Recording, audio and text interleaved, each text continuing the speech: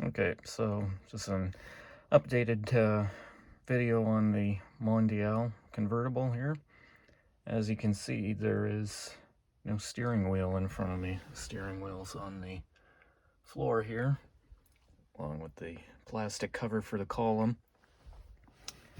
And the reason why is the turn signal assembly broke off of the switch here. Okay, this gets bolted onto the column there.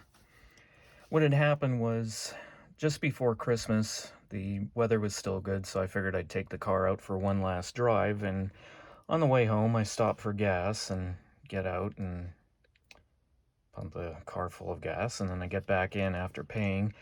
And then as I got in, when I put my leg in, my knee brushed up against the turn signal switch, and it just like fell off. The little stock, it's just a small plastic piece here, and it just busted off the little toggle that's inside there that flips it, and it just snapped right off without any kind of effort at all. And I thought, oh crap.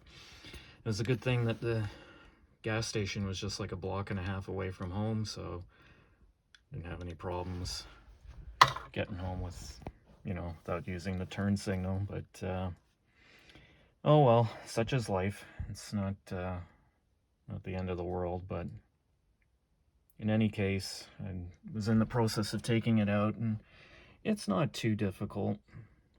The only thing that was quite problematic was the steering wheel hub fits on a taper on the shaft, on the steering shaft, and it was very, very stubborn to remove.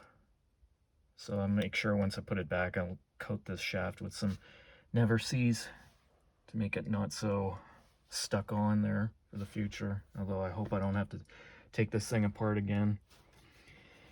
So I looked into it, and my buddy Brendan, he looked at this and said, geez, this is exactly like the column switch assembly for an Alfa Romeo GTV 6.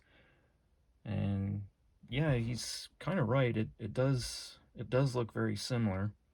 I also found another possible equivalent, 1989 to 94 Alfa Romeo Spider. This switch assembly looks identical to that, and the only difference is the style of stock is different. But that's okay, because these things are actually, these little plastic covers are popped onto a metal rod. The metal rod is the thing that actually connects in there. There's like a little plastic piece that pivots, and it's the plastic piece that just shattered. There's not a lot of meat on there.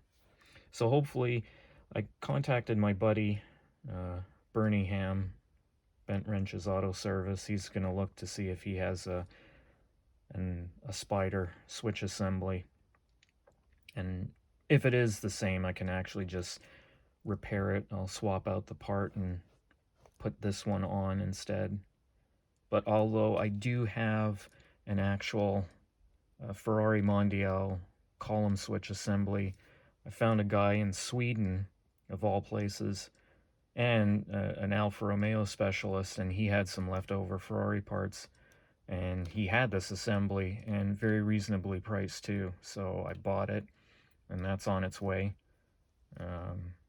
He said that, it would take 4 or 5 days shipping from Sweden to Canada, so we'll see about that. But it doesn't matter. It's January 3rd today. There's a whole pile of snow outside this garage door. Well, it's melting now, but the roads are still kind of crappy. There's no way I'm gonna drive this car anytime soon, so I've got time to wait for these parts to arrive and put the replacement switch, install that, and hopefully when the weather and the roads improve, then can get back into driving this car again.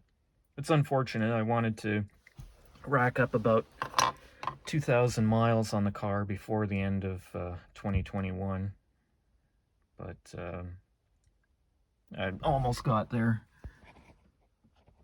Would have to be, let's see, 21,300 some odd miles to make it exactly 2,000 miles of driving since I bought the car in July.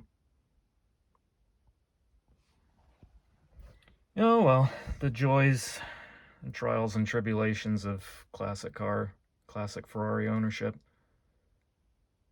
No problem.